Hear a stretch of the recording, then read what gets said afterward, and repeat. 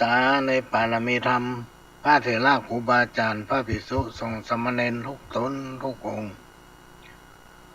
ขอสวัสดีพี่น้องท่านผู้ฟังป้าน้อยป้าหานป้าอุ้ยแม่อุ้ยที่รับฟังรายการจากสถานีวิทยุกระจายเสียงพระพุทธศาสนาแห่งชาติและสังคมขึ้นเพื่อการศึกษาพระพุทธศาสนาและวัฒนธรรม FM 104.50 เมกะเฮิรตซ์จากวัดไฟหินวัดไฟหินตั้งอยู่หลังมหาวิทยาลัยเชียงใหม่ตำบลสุเทพอำเภอเมืองจังหวัดเชียงใหม่ก็เป็นสถานีของพี่น้องคนฟังทุกท่านเป็นเจ้าของที่เราจะต้องได้ช่วยกันทนุบำรุงพี่น้องท่านผู้ฟังถ้าเราบัดทนุบำรุงอากาศมันเปลี่ยนกันเดียวหนาวกันเดียวร้อนกันเดียวฝนตก ก็นั่นก็มันไม่ได้ซ่อมบำรุงวิทยุมันก็จะดังโซ่ไหลหาในกำปะถ้าเราไปช่วยกันเพราะนั้นก็ขอฝากกับท่านผู้ฟังที่ใจบุญทั้งหลายได้ช่วยกันเนอะทนุบำรุงและก็ตั้งขอกราบขอบพระคุณท่านผู้อำนวยการทำลายสถานีที่ได้นำเอาเสียงรายการนี้เผยแผ่สู่พี่น้องท่านผู้ฟังทำสถานีหนึ่งถึงบ้านถึงจองดูเหมือนวันนี้จะดีเลย์ลิงก์สัญญาณไปทำ3-4สถานีพี่น้องท่านผู้ฟังถ้านัดฟังไหนสถานีใดชัดเจนก็ฟังสถานีนั้นวันนี้ทีแรกตั้งใจว่าถ้าจะไม่ได้พบปะพี่น้องท่านผู้ฟังเนื่องจากว่าอายุมันน้อยไปต้องได้กินยาพี่น้องท่านผู้ฟังถึงวันนี้จะกินข้าว2 คาบข้ามมาตอนนี้ประมาณสัก11 โมงหลังจากนั้นก็ไปกินพุ่นข้าวแรงมากินไปกินข้าวมาค่ำหลังอาหารก็ต้องทานยากินยาตามหมอเพิ่นบอกกินไปแล้วมาขึ้นหลับไปนอนตันหรือฟังมั่มดูมาแกล้งวันนี้เขาจัดรายการนี่นะเป็นแค่ลับ เกือบไม่ได้มาปะนอนเล่นยิบแปรกรรมที่จริงเท่าถึงเวลามันมีเต้าเดียวกัน24 ชั่วโมงแต่ว่าของพ่อหลวงเนี่ยมันไม่ค่อยว่างพี่น้องแต่ละฟังตั้งแต่เจ้ามาละตื่นขึ้นมาก็ต้องทำนั่นทำมันนี่การมันมีหลายอันหลายอย่างนั่งหนาป้าป้านมามีวางแล้วมีหลายผู้หลายท่านต้องการใครปะใครตัวว่าถ้าว่างโทรมาเนอะเนาะคือโทรล่อไปแล้วก็จะโทรมากับเรามันหาเวลาว่างตึงมาได้พี่น้องท่านดูฟังยิ่งจะมาโทรศัพท์เป็นชั่วโมงยังเปิ้นนี่หาโอกาสเนี่ยนอกจากว่าวันใดวันหนึ่งถ้าเอามีเวลานักเขาก็มาไล่ดูว่าวันนี้ไผส่งไลน์มามีเรื่องอะไรอย่างพ้องเนาะ โดยปกติแล้วก็ไม่ได้พอนอกจากเข้ารายการถ้าไปส่งมาก็จะเปิดดูที่ในคอมนี่ตาละแล้วก็มาถ้าโทรมาเนอะถ้าเอาไปได้นัดหมายกันไว้ก่อนตึงมาหาของไผสักคนไปเลยนะเพราะโดน18 โมงกุดบนห้องคอเซ็นเตอร์อย่างเนี้ยถ้าเป็นเบอร์ที่เราบอกคุณบอกหูจังเนี่ยไปฮับมันเป็นโดนแก๊งคนหลอกลวงผีหลอกนี่บอกกลัวนะพี่น้องตั้งแต่ฟังกลัวคนมาหลอกกันนี่ ผีหลอกมันใจเสี่ยงเงินเสี่ยงทองเนาะแต่คนหลอกกันเนี่ยมันทำให้เสียเงินเสียทองเสียความรู้สึกนะ ยิ่งในยุคปัจจุบันเนี่ยการทำมาหากินพูดถึงมันบ่ค่อยดีเท่าไหร่หรอกสภาพคล่องกระตึงบ่ค่อยมีเหมือนช่วงแตะกอนมันดีหลายอย่างหนึ่งภาวะโลกยิ่งสังคมปัจจุบันเนี่ยเดี๋ยวก็หมอกควันเนี่ยกำเดียวก็ไวรัสกำเดียวก็ฝนตกถ้าฝนมาตกอากาศมันก็เย็นบางที่ติดลบพี่น้องท่านผู้ฟังเพราะฉะนั้นการจะไปจะมาเนี่ยยากเขามีธุระจะเดินทางไปหั่นไปนี่ก็ลำบากเพราะรถมันนักการใจรถใจถนนเนี่ยบางทีเขาระวังแล้วคนอื่นเปิ้นมาระวังพี่น้องท่านผู้ฟังถ้ามีปัญหามันเสียเวลาต้องไปอันนั้นต้องไปอันนี้พี่น้องท่านผู้ฟังเพราะฉะนั้นเขาจะหลีกเลี่ยงปัญหาหลีกเลี่ยงเรื่องราวต่างๆที่ทำให้เสียเวลาเอาเวลาที่เขาเสียไปนั้นมาทำมาหากินในภาวะถึงวันเนี่ยจะต้องมีการดิ้นรนต่อสู้กับต้นห้องว่าสัมมาอาชีพทุกคนจะต้องมีชีวิตที่สัมพันธ์กับอาชีพนะเราจะต้องเนี่ยทุกอย่างให้มันได้มา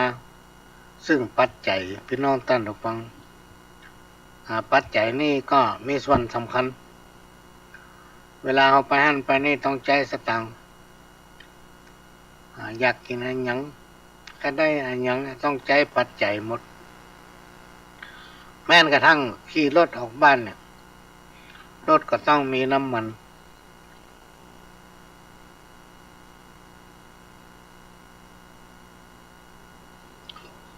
เพราะฉะนั้นเวลามันเลยมีค่าสำหรับชีวิตของคนเราทุกคนส่วนใดที่มันจำเป็นก็ต้องทำพี่น้องท่านผู้ฟังอันใดที่มันไม่จำเป็นก็ต้องเลี่ยงไปนะสภาพฐานะความเป็นอยู่ของคนเฮานี่มันแจทัดเทียมกันบางผู้ก็ชอบไปเที่ยวกินนั่นกินนี่เที่ยวพออันนั้นอันนี้ที่ห้านที่นี่บางคนก็ชอบไปไหนนะมาชอบไปไหนนาจิตตังคนเฮาสภาพความเป็นอยู่พื้นฐานฐานะบ่ทัดเทียมกันในยุคปัจจุบันเนี่ยคนมันหลายพี่น้องท่านผู้ฟังอันยังก็เลยเป็นก้าเป็นสินไปหมดแล้วสมดรในช่วงที่เพราะว่าความวุ่นวายของโลกเขาจะอู้ถึงโลกก็ถึงได้เพราะว่าหลายๆประเทศในโลกของเขาที่เป็นเพื่อนมนุษย์เป็นมิตรแก้วสหายเป็นคนที่เคารพนับถือเคยรู้จักต้องประสบปัญหาอย่างที่เรารู้เนี่ยอย่างในต่างประเทศแผ่นดินไหวคนตายเป็นหมื่นๆ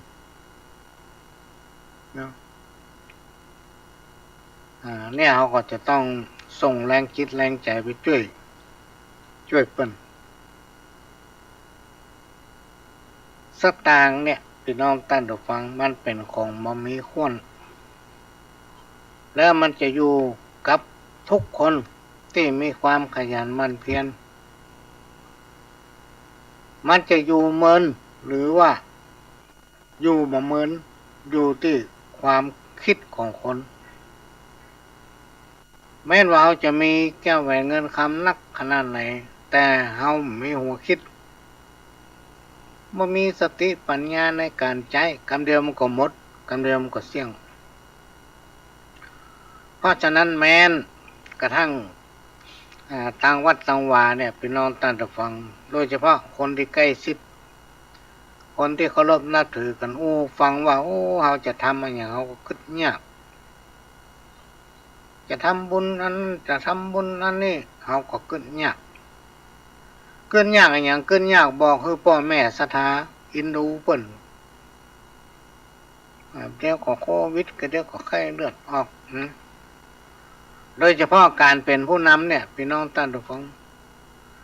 การเป็นผู้นำคนเนี่ยไม่ใช่ธรรมดานะพี่น้องท่านผู้ฟังเมื่อสมัยก่อนๆมาหลายสิบปีมาเนี่ยพระหลวงยังเคยโคตรเคยเครียดนะผู้นำประเทศท่านหนึ่งเมินมาแล้วว่าถ้ามีฐานะบดีอย่าเป็นผู้นำและก็อย่าเลือกคนที่ฐานะบดีมาเป็นผู้นำเขาก็ยังย้อนไปว่าทำอันคนทุกคนเนี่ยไม่ไปได้เป็นอย่างว่าพี่น้องคนที่เป็นมีสติปัญญาก็ไม่ได้เป็นนะคะเพราะเพิ่นพอมีสตังค์จนตัวเก่าได้ประสบมากับตัวเองพี่น้องท่านผู้ฟังเป็นผู้นำเมื่อปี37เนาะมาเลยมาตลอดเว้นวางไปช่วงหนึ่งปี45มันเริ่มมาจนถึง60ถึงหู้ว่าการเป็นผู้นำคนผู้นำตัวแทนหมู่บ้านเนี่ยพี่น้องท่านผู้ฟังถ้าฐานะรักฐานมาดีสตางค์มีในกระเป๋าขอเตอะไผ่ประทับเป็น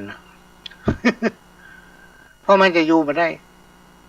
มันจะอยู่บัดได้พี่น้องท่านผู้ฟังในเขาจะต้องกินเนี่ยในเขาจะต้องใจนะถ้าเขามีครอบครัวเขามีลูกมีเต้าไหนลูกเต้าเขาจะใจจะกินลูกเมียเขาจะอยู่อย่างใดต้องกึดเพราะมันมีกับเสี่ยงกับเสี่ยงพี่น้องท่านผู้ฟังมีหลายคนมาบอกว่าต้องสนใจเรื่องนี้บ้างต้องสนใจเรื่องนั้นบ้างต้องหาเวลามาอย่างนั้นอย่างนี้ไอ้คนที่ว่าเนี่ยมันพร้อมหรอกยิ่งมันเป็นข้าราชการบำนาญมันมีพร้อมทุกอย่างเงินเดือนมันก็มีกินครอบครัวมันก็มันทุกข์ยากไรอย่างเงี้ยความเป็นอยู่มันก็ดีมันก็ยากได้กะพี่น้องท่านผู้ฟังเนี่ยถึงบอกว่าสภาพฐานะของคนเฮาเนี่ยมันเป็นเต้าเดียวกันนะยิ่งการเป็นผู้นำเนี่ยกำเดียวอันหนึ่งมันไม่เวลาทำมาหากินอันนี้เป็นประสบการณ์ที่ตัวเองเป็นผู้นำผ่านมาหลาย10 ปีมาจนถึงวันนี้ก็ยังเป็นผู้นำเครือข่ายกองทุนแม่ของแผ่นดินจังหวัดเชียงใหม่และ8จังหวัดภาคเหนือรวมมาถึงรองประธานศูนย์ประสานงานแห่งชาติช่วงที่มันมีไวรัสโควิดเนี่ยเขาต้องไปมาไปไก่ไปหั่นไปนี่เขาก็ว่าเขากลัวโควิด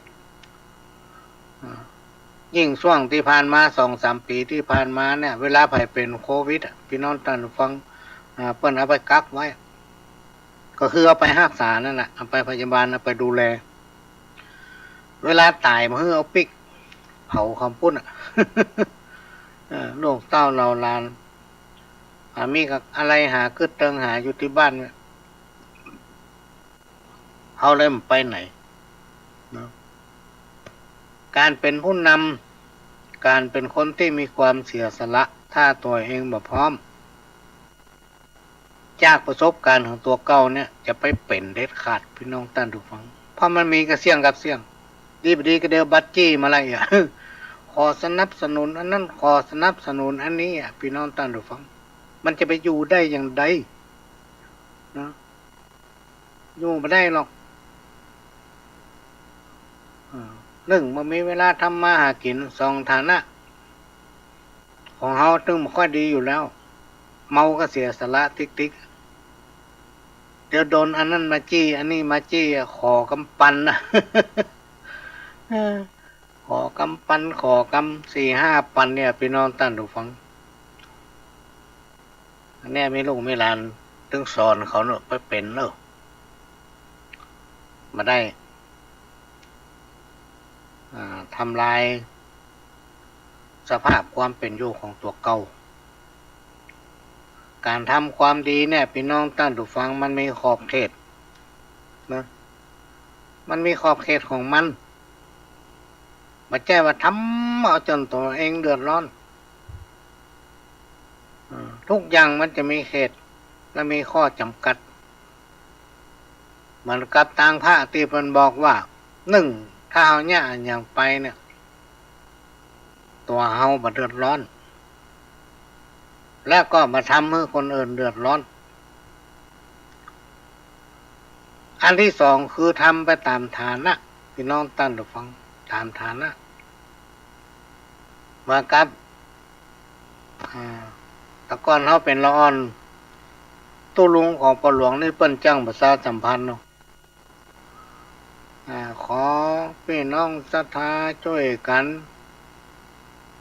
บริจาคปัจจัยเขาจะช่วยกันสร้างโบสถ์เนี่ยสมัยเมื่อเป็นละอ่อนนะตามกำลังศรัทธาคนละ4-5 บาทเองเพราะฉะนั้นเราต้องทำมันอย่างกระจ้างนะทำตามกำลังของตนพี่น้องท่านผู้ฟังแต่ถ้าเราเป็นผู้นำเนี่ยเขาไปที่หั่นที่นี่เขาอย่าหอม10 บาทมันได้วะจะหอม20 บาทได้วะหอม50 บาทมันจะดีกว่า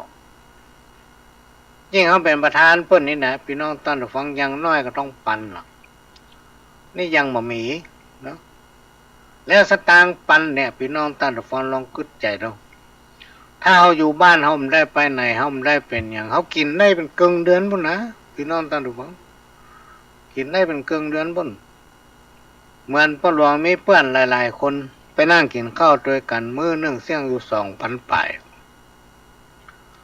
เขาว่าโอ้เข้าข้ามนี้เสี่ยง2,000 ปลายถ้าเขาอยู่บ้านเขาไม่ได้ไปไหนเขามีลูก2 คนมีเมียคนเป็น3-4ถึงเขา2,000 ปลายนี่กินได้เป็นเดือนลูกพี่น้องท่านผู้ฟังเท่าจ้างกินอันนี้ก็มาฟังนะเป็นประสบการณ์แต่ก่อนนี่โคตรขนาดหาว่าคนทุกคนยากคนมีฐานะรักฐานห้ามเป็นคนนำคนคนที่เปิ้นมีสติปัญญาเปิ้นเคยเป็นเปิ้นเคยพัฒนาเปิ้นมีวิสัยทัศน์นั่นเนี่ยแต่ว่าฐานะเปิ้นบ่ดีเปิ้นไม่ได้เป็นอย่างว่าอันพี่น้องต่อมาถึงมาคิดได้พี่น้องท่านผู้ฟังว่าการเป็นคนนำคนเนี่ยมันเช่นนำกล้าคิดกล้านำอย่างเดียวมันต้องมีปัจจัยด้วยมีสตางค์ด้วยนะมีสตางค์ด้วยอันนี้มาฟังบันไดเนอะพี่น้องท่านผู้ฟังขณะนี้พี่น้องท่านผู้ฟังก็กำลังรับฟังรายการสาระสัพพะดำเนินรายการโดยก้าวกับผมพ่อหลวงสว่างธาตุอินจันทร์ประธานเครือข่ายของทุนแม่ของแผ่นดินจังหวัดเชียงใหม่และ8 จังหวัดภาคเหนือรองประธานศูนย์ประสานงานของทุนแม่ของแผ่นดินแห่งชาติก็ทีแรกก็ว่าจะอยู่ไปจนถึงเกษียณเนาะเกษียณก็จะย่างเพิ่นซ้ำขออยู่ต่อมา2 ปีพอครบ2 ปีเขาว่าจะย่างจะวางมือซ้ำขอต่อเพิ่ม2 ปี ถ้าได้ตายทำตำแหน่งเนี่ยพี่น้องท่านผู้ฟังอันนี้ก็มาเล่าให้ฟังให้ฟังก็เป็นประจำทุกวันอาทิตย์ตั้งแต่เวลาบ่ายโมงถึงบ่าย3แล้วก็5 โมงถึง6 โมงเขาก็จะมาพบปะกันทางสถานีวิทยุแห่งนี้เป็นรายการที่พี่น้องท่านผู้ฟังสามารถฟังได้ทั่วประเทศและก็สามารถรับฟังหรือจะฟังเสียงก็ได้จะดูภาพตัวก็ได้ก็มีการออนไลน์ไปทั่วโลกอยู่จังหวัดไหนประเทศใดก็สามารถฟังได้วันนี้บ่ได้บ่ได้ฟังเมื่อคืนเบิดจะฟังก็ได้เข้า Google กดหามันทันสมัยพี่น้องท่านผู้ฟังที่เพิ่นว่าควันไฟไผถึงหอบ่กุ้มเนี่ย ทุกอย่างมันมีความลับจริงในยุคปัจจุบันเนี่ยมันเวยเพราะอย่างพี่น้องท่านฟังเพราะสื่อนี่ก็ บอกว่าจะเป็นตั้งเฟซตั้งไลน์บอกว่าแต่นั้นสปะสเปดที่เขาจะใจมันที่เขาจะค้นแล้วก็พอมันหลายๆอย่างพี่น้องท่านผู้ฟังที่มันทำเมื่อสังคมโลกเขาเนี่ยมีการพัฒนาลุดหน้าถ้าเขาจ้างเนี่ยถ้าเขาจ้างใจถ้าเขาจ้างทำแต่ว่าถ้าทำมาจ้างก็เป็นเรื่องนะพี่น้องท่านผู้ฟังดีบดีก็เป็นถ้อยเป็นความเป็นคดีความนะโดยความหู้เท่ามาถึงการยิ่งในยุคปัจจุบันเนี่ยพี่น้องท่านผู้ฟังบอกว่าจะเป็นอุบัติเหตุบอกว่าจะเป็นข้อภัยบอกว่าจะเป็นภัยทางธรรมชาติบอกว่าจะเป็นภัยจากอากาศทางน้ำทางบกมันเกิดขึ้นง่ายที่สุดเลยพี่น้องท่านผู้ฟังเกิดขึ้นง่ายเพราะอย่างเพราะคนมันนักเมื่อคนมันนักสิ่งอำนวยความสะดวกหมายถึงรถราง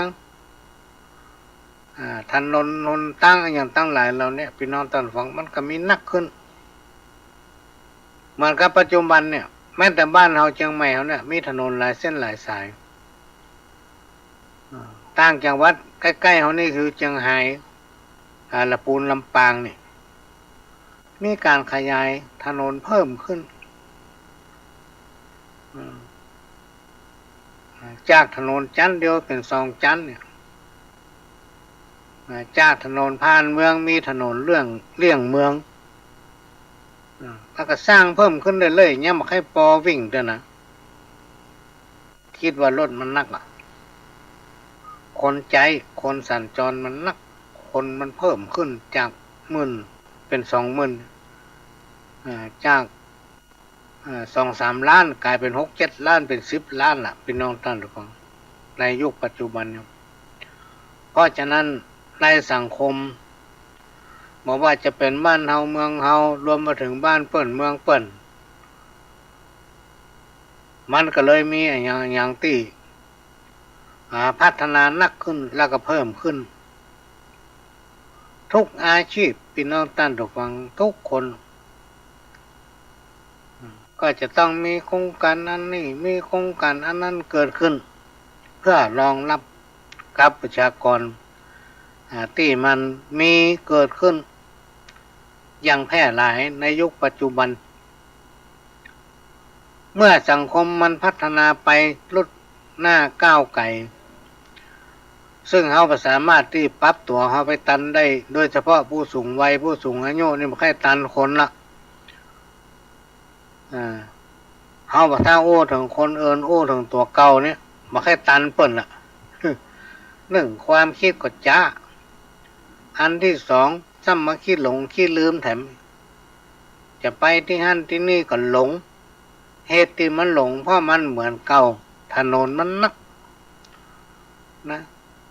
จะหั่นไปนี่เริ่มจะหลงละโอ้นี่ที่ไหนนี่เนี่ยเขาก็เลยบ่ค่อยตันโลก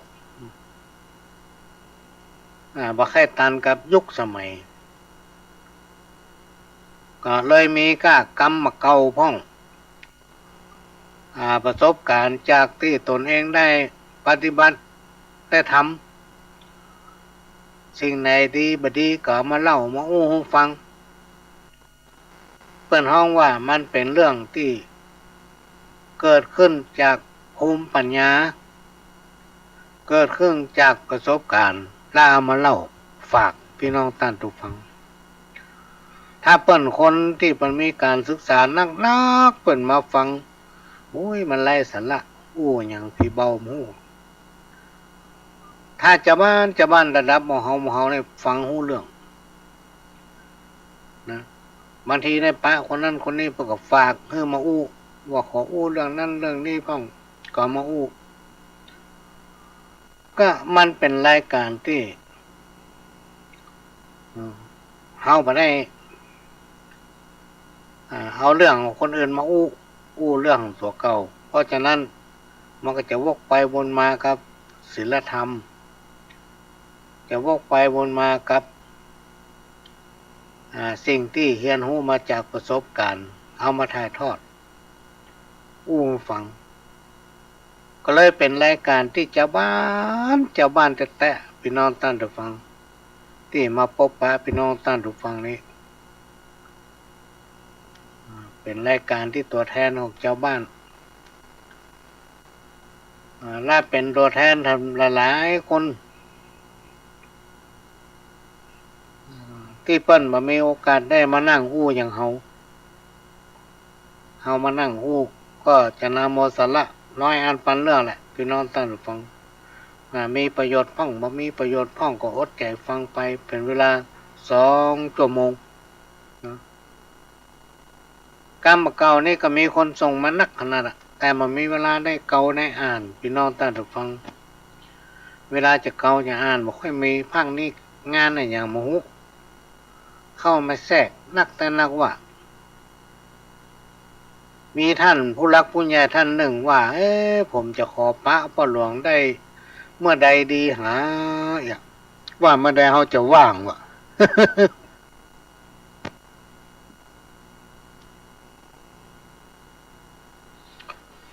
ก็เลยนำเรียนไปว่าบัดทับปะก็ได้ต้านมาเป็นอย่างมีอย่างก็บอกมาเถอะถ้าว่างเวลาใดจะแวบไปหาเพราะว่ามันถึงมีเวลาว่างวันหนึ่งเนี่ยมันจะว่างนักว่างน้อยนะแล้วเวลาไปหั่นไปนี่เขาไปตามเวลาพี่น้องท่านผู้ฟังเขาจะไปตามเวลาถ้าเสร็จภารกิจแล้วเขาก็จะกลับเลยมาอยู่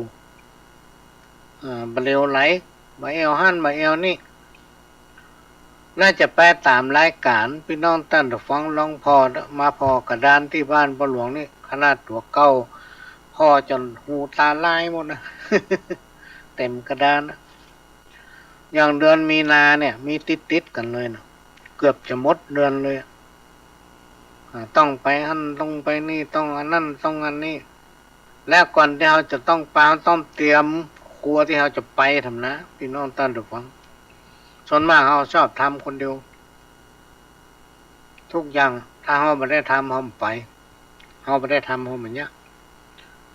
การจะทำของอย่างต่างๆเนี่ยยิ่งเป็นของมงคลเนี่ยพี่น้องท่านผู้ฟัง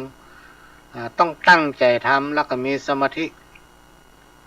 ไม่ใช่ว่ามือทำยักตามีกลางกองวุ่นเนี่ยตาแวดงอนเนี่ย ปากก็ว่าไปเลยอย่างนี้นี่มันได้พี่น้องท่านผู้ฟังมันมีฤทธิ์มีเดชอย่างเพราะฉะนั้นจะต้องมีสมาธิในการทำอย่างตั้งถึงวันที่เขาทำกันเนี่ยบางคนก็ว่ามันอย่างมันได้ผลมันอย่างมันอย่างไรหมูเล้างานที่มันเป็นมงคลมันเป็นงานที่ใจจิต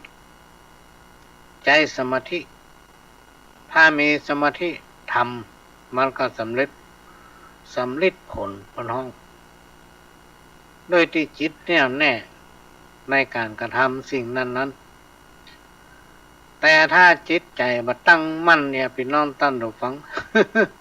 เนี่ยอย่างก็สำเร็จมันมีผลนะอันนี้ก็มาฟังบัดได้พอหลวงจะไปที่นั่นที่นี่ไปตามเวลาบางทีไปปะไผ่กลางตางที่เปิ้นจะมาเขาแต่เขามีเวลาเปิ้นพอออกตามเวลาไปตามเวลาเขาจะวางเวลาของเขาไว้อย่างเขาจะไปละปูนเนี่ยมันใช้เวลาเท่าใดเขาจะไปตามเวลาของเขาบอกว่าฝนจะตกแดดจะออกฟ้าจะห้องแผ่นดินจะไหวไปจนได้ประเด็นนี้มีคนจองตั๋วมานี่ไปจนถึงเดือนเมษายนเนอะพี่น้องท่านทุกฟังแล้วจู่ๆมาหานี่จะมาได้จู่ๆมาขอมันก็จะมาได้ว่างจะมานั่งมาได้เป็นเกิงวันนี้ก็มันว่าง มีเวลานั่งตัวเพราะมีชีวิตสัมพันธ์กับงานหลายคนมาหาถ้ามีธุระก็เข้าใจธุระเราเข้าใจไปเพราะเวลาที่อยู่บัดได้เขามีเขาต้องทำนั่นทำนี่ตลอดบอกว่าเมื่อวันเมื่อคืน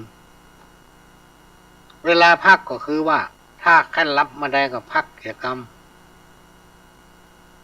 ตื่นมาก็ทำต่อ อันนี้เป็นเรื่องที่นำมาเล่าสู้กันฟังว่าเวลามีอย่างเงี้ยบางผู้บางท่านถามผ่านหน้าสักเกือไปที่ไหนอยู่อย่างใดถ้าจะง้อมหน่อยหลายคนเป็นห่วงกลัวง้อมคนเฮาทั้งเหงาทั้งง้อมก็บ่ดีนะพี่น้องท่านผู้ฟังนายกถึงวันนี้แจ้เหมือนก่อนนะถ้าเหงาทั้งง้อมก็เดี๋ยวเครียด พอเครียดแล้วคนห้องก็เป็นโรคอะไรอย่างก็มันจ้างขึ้นสมองเดี๋ยวเป็นไม่แค้นเป็นนั้นอันนี้พี่น้องท่านผู้ฟังเพราะฉะนั้นหลายคนจะมีชีวิตที่มีความสัมพันธ์กับงานต้องย่าอันนั้นแล้วนั้นก็จับอันนั้นแล้วนั้นก็จับนั้นแล้วนั้นก็จับอันนั้นถึงเวลาเพียมาแล้วบอกให้นอนแล้วบอกนอนตื่นมาก็ทำต่อชีวิตของคนเฮาเป็นอย่างเงี้ยเพราะฉะนั้นหลายๆผู้หลายๆท่านที่มาขอปะต้องขอสุมาภัยแล้วเฮาก็ว่าเฮาคิดอย่างนี้แล้วนะหน่อยอย่างเงี้ยไม่ค่อยมีเวลาว่างเวลามี24 ชั่วโมงเหมือนกันแต่หาเวลาว่างไม่ค่อยมีคนอื่นซ้ำเหลือเฮาก่อนพี่น้องท่านถูกฟัง แต่เพิ่นมีเงินเดือนกินอย่างเป็นพยาบาลเป็นหมอเนี่ยดูเหมือนว่าอาชีพหมอนี่จะอิดหรือเปิ้นนะพี่น้องท่านฟังบางทีจะรับแต่เปิ้นมาห้องคนไข้ของคุณหมออย่างนั้นอย่างนี้จะเป็นได้ลุกไปเลยอ่ะ นึกหนึ่งคืนก็จะเป็นได้ไปแล้วก็เฉพาะอาชีพพยาบาลนี่พี่น้องท่านฟังเข้าเว้นถึงเมื่อวันเมื่อคืนอาชีพธุรการซ้ำหายกู้กับคนเป็นร้อยๆเป็นปันๆน่ะพี่น้องท่านฟังพ่อหลวงเคยไปแล้วที่โรงพยาบาลนครพิงค์นี่เขาไปแล้วคนมันนักเลยวันหนึ่งนี่ปันคนถ้าจะมีธุรการนี่จะต้องได้บริการเปิ้นจะต้องได้จะต้องได้อันนั้นอันนี้หรอกถ้ามา100 คนก็ได้กับ100 คนนะมา200 คนก็ได้200 คน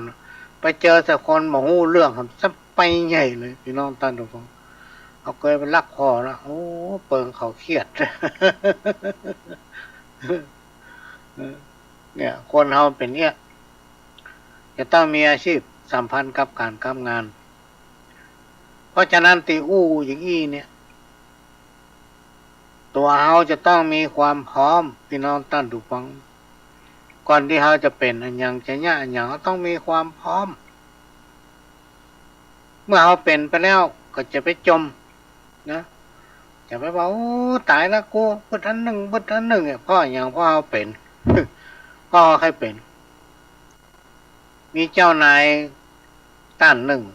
นายอำเภอเป็นนายอำเภอตอนนั้นพ่อหลวงเป็นพ่อหลวงมันบอกว่าถ้าเขาทำบัตรได้อันยังเขาก็ทำบัตรได้นั่นก็ทำบัตรได้หมายความว่าสู้บ่ไหวเลยอะนะ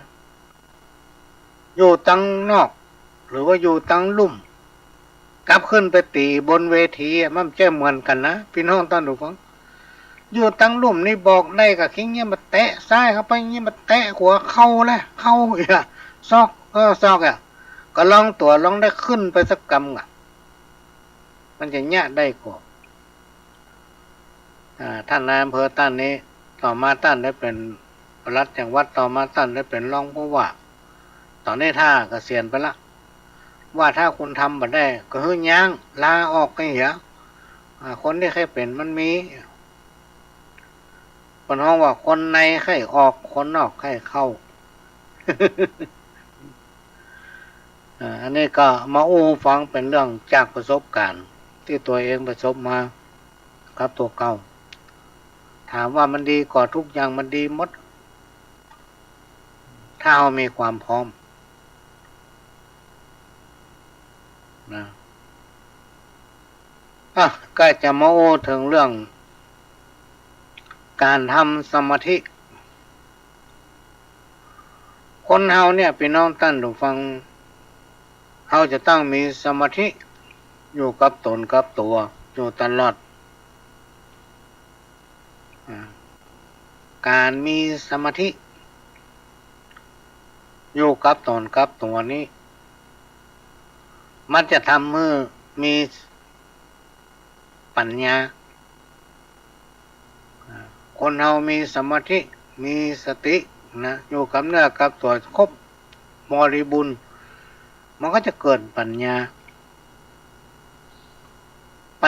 เนี่ยสำคัญนะพี่น้องท่านผู้ฟังบางทีเราทำมันนั้นบ่จังทำมันนี่บ่ได้มีปัญหาหลายอย่างที่บ่สามารถแก้ไขได้ถ้าเรามีปัญญาแล้วก็คิดอ่านนะคิดด้วยปัญญาของตัวเขากันเดียวสิ่งที่นักกายเป็นเบา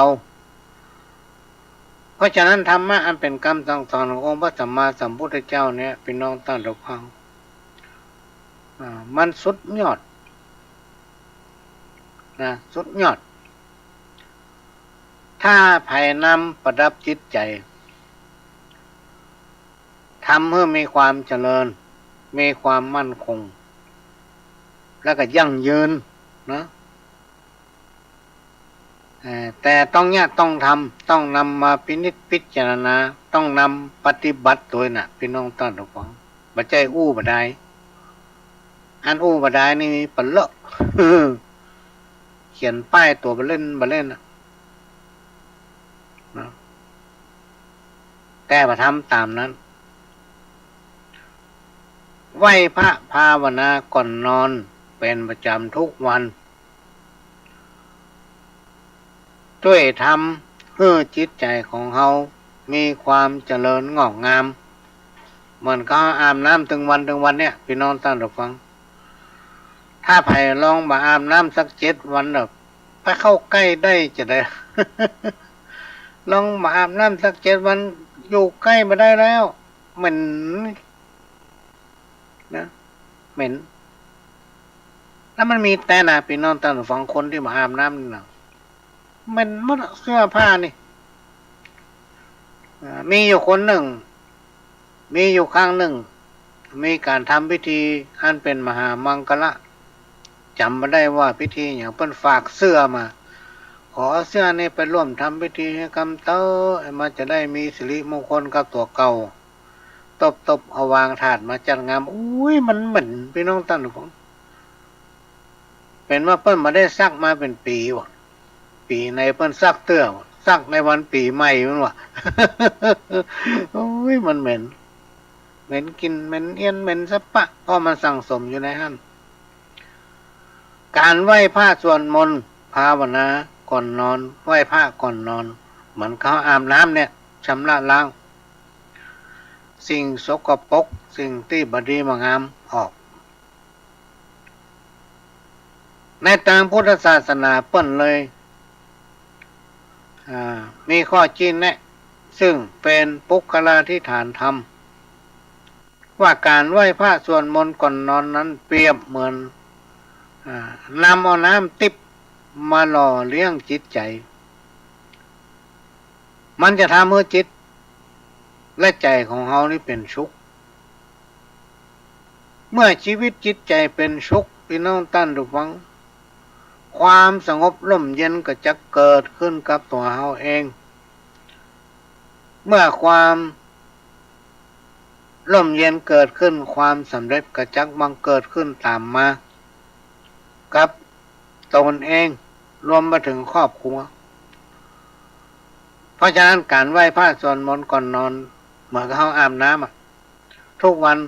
ข้ากลางวันเฮาพยาการข้ามมาต้องอาบน้ำถ้าไผมาอาบน้ำปนห้องว่าเป็นคนคึด ก็มันมาอาบน้ำเนี่ยการมันข้ามเมื่อไรใครง่ายข้ามมามันมาอาบน้ำแจ้งเจ้ามาซ้ำแบบล่างหน้าแปลงฟันไหมปนห้องคนคึด อันนี้ก็มาฟังบ่ฟังถึงจะเปิดให้2 ชั่วโมง ทำหน้าบึ้ง ทำหน้าจดทำหน้าใกล้ถึงจะมีความสวยงามนะถึงจะมีความสวยงามและก็ร่ำรวยมีวิชาปัญญา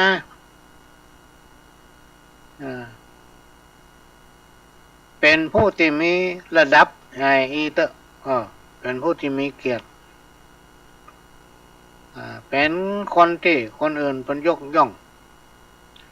แต่มาทำหน้าบูดหน้าบึ้งหน้าเบี้ยวหน้าจดไผหันไผปะก็มันก็ทำให้คนคนนั้นหมดสง่าราศีพี่น้องท่านทุกคนก็แปลงหน้าบึ้งหน้าจดเป็นหน้าไก่หมดสง่าราศีไปเนี่ยยังกระตึงมาขึ้นไปกล้าไปขายไปก็ไปซื้อเพราะหน้ามันมางาม พอหน้าพาตุกใจเนี่ย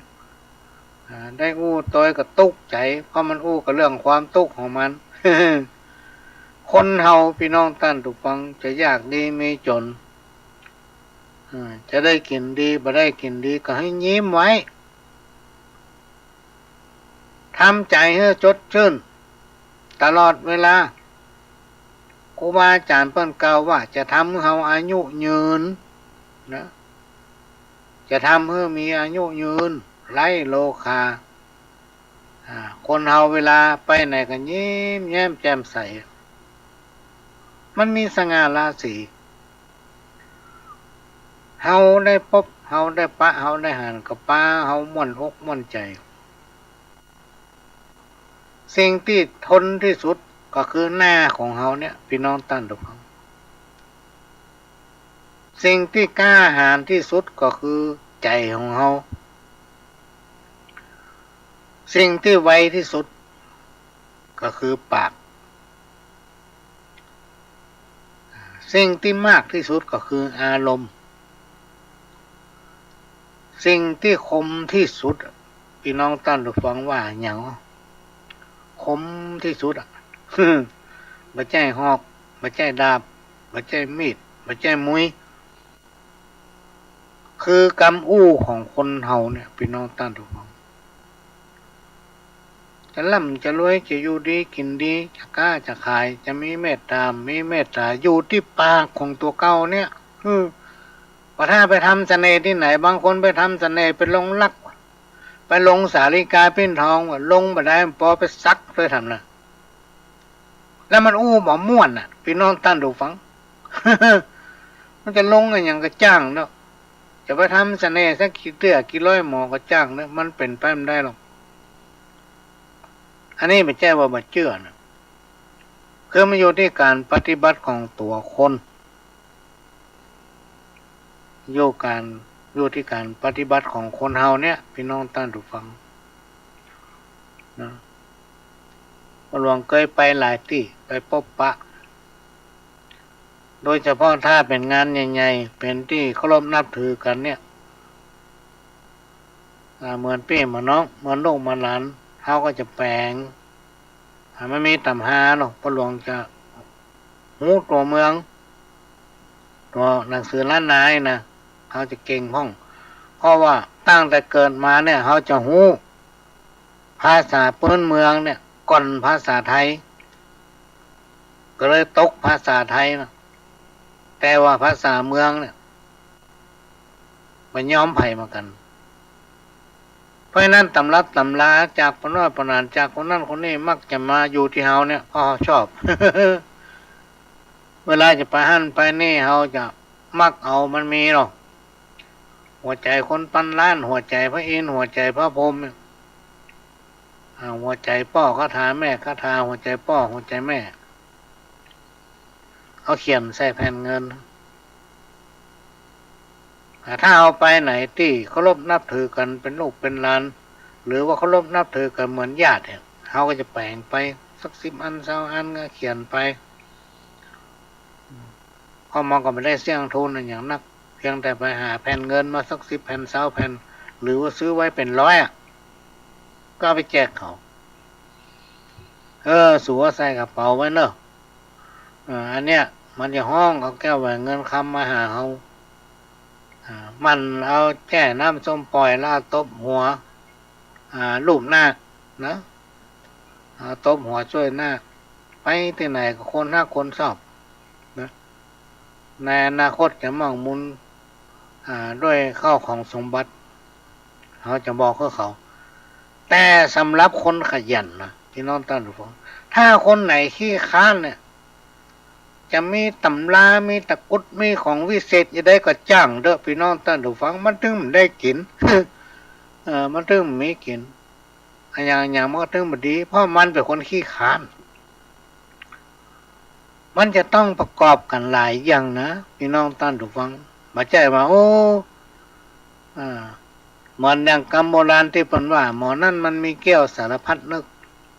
มันนึกอันใดก็ได้อันนั้นทั้งในมันได้แง่อย่างสักอย่างอันนั้นมันเป็นปุคลาธิฐานที่มันเปรียบเทียบคือฟังมันเปรียบเทียบคนที่จะนึกอันใดได้อันนั้นมันต้องเป็นคนที่มีความประเสริฐสูงสุดเป็นผู้ที่น้อมนำเอาศีลธรรมไว้ในจิตในใจเป็นคนที่ดีนะถึงขั้นกับว่าถ้าปฏิบัติไปก็สำเร็จอย่างในยุคพุทธกาลมีแต่พระอรหันต์อันนั้นสำเร็จดวงตาเห็นธรรมอันนั้นก็สำเร็จดวงตาเห็นธรรมเพราะเป็นธรรมแต่ถ้าลองเอาขี้ค้านบักขยันมันเพียรเมื่อคืนเปิ้นรับกันมันบันรับไปเอวเฮเมื่อวันเปิ้นยาการมันรับเนี่ยสตางค์บ่มีกินได้ปัญหามันก็เกิดกับพี่น้องท่านผู้ฟังทุกอย่างมันอยู่ที่คนเฮามันไปอยู่ที่นั้นอันนี้บางคนไปโทษกรรมโอ้ยมันเป็นกรรมมันยังบันล่ำบันเรือเนี่ยกรรมไม่ใช่กรรมมันอย่างตัวเองปรับพฤติกรรมของตัวเองจะไปลดน้ำมนต์กี่บ่อจะเอาน้ำกี่วัดมาอาบมันก็บังเกิดเพราะอย่างพ่อตัวเองปรับตัวเองปรับพฤติกรรมตัวเก่าจริงบางคนถ้าเอาเป็นคนเหลวไหลนะพี่น้องท่านผู้ฟังไปโอที่ไหนนี่ใหม่ๆเปิ้นเจือกอู้ไปเปิ้นบ่เจือกเพราะอย่างพฤติกรรมของมันเป็นคนที่เหลวไหลหาอันยังเป็นจริงเป็นลักก็ได้ที่เป็นห้องว่าคนถอยคนพานเนี่ยอันเนี้ยก็จะเป็นต้องงูว่าบดีไปส่งเสริมบดีไปเจือบดีไปฮื้อตายคนถอยคนพานก็เดี๋ยวมันได้ใจมันแพร่ขยายไปเรื่อยๆหลายๆคนพี่น้องท่านผู้ฟังฮู้อยู่ว่ามันเป็นคนถอยฮู้อยู่ว่ามันเป็นคนพานก็ยังปลามันไปกินปลามันไปเลี้ยงเพื่ออย่างเพื่อจะให้มันยกย่องตัวเก่าบางทีอย่างออกไปมันบัดถูกแต่ไอ้คนถอยตอบมาว่าจะได้โอ้ยดีขนาดเลยลูกพี่ มันเป็นเงี้ยพี่น้องท่านผู้ฟังสังคมในยุคที่มีการพัฒนาในยุคปัจจุบันเนี่ยเปิ้นบ่มีแล้วพี่น้องท่านผู้ฟังเรื่องที่กล่าวมาเนี้ยมีก้าในสมัยก่อนๆที่การศึกษามันบ่ก้าวไกล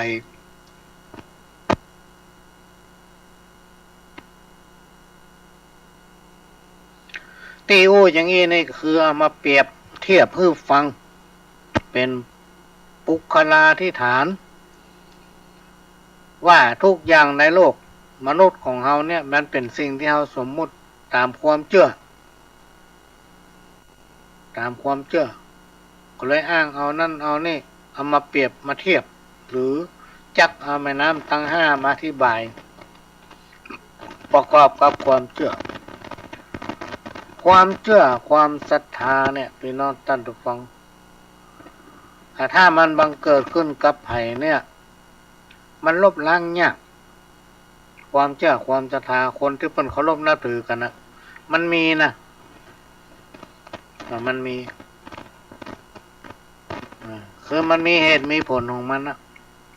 ไป หักล้างบ่ได้หักล้างบ่ได้เพราะอาศัยน้ำพึ่งเรือเสือพึ่งปลาไงแต่ทุกอย่างพี่น้องท่านผู้ฟังมันจะต้องมีความจริงที่ปรากฏมันจะต้องได้เพิ่งปลาอาศัยกันนะหลายอันหลายยิ่งมันจะเริ่มตั้งแต่ใจของตัวเก่านะเป็นสำคัญกับความจริงคนเราจะอยู่ด้วยความจริง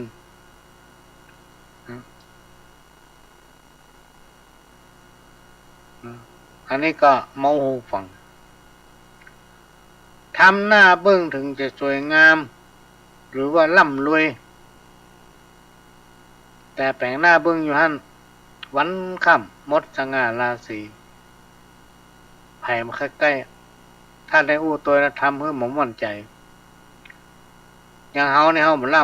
ำไปอู้อย่างไผ่ฟังลูกพี่น้องท่านผู้ฟังหานพระหลวงมันอย่ามาอู้นักแต่นักว่าอู้เพราะมันย่างในวิทยุโลกเปิดฮืออู้อ่ะ มาอย่างมาอู้มันล่ำเรือในแต่หลายคนอู้เฮาปะตัวจริงมันอย่างมาเหมือนวิทยุอ่ะนี่มันเป็นไปได้ยังไงอ่ะอันนี้ก็เป็นปุกลาธิฐานพี่น้องท่านผู้ฟังเปิ้นมอบหมายเพื่อเวลามาดำเนินรายการเนี่ยเราเฮาดักจื้อเก้อบอกอู้กระจาสักอย่างวิทยุมันก็ดักปิ้งแหละอันจังไดวิทยุนี่รู้ก็ว่าจะได้เนี่ยหาว่ารู้ผมละ ในยุคปัจจุบันเนี่ยพี่น้องท่านผู้ฟังจะหาคนที่มีดีไปจนทั่วหมายความว่าดีทุกอย่างดีหมดมันก็มีจะไปซ้อหาคนที่มันบดีสักอย่างอันนั้นก็บดีอันนี้ก็บดีนะคือบดีทั้งหมดอ่ะมันก็มี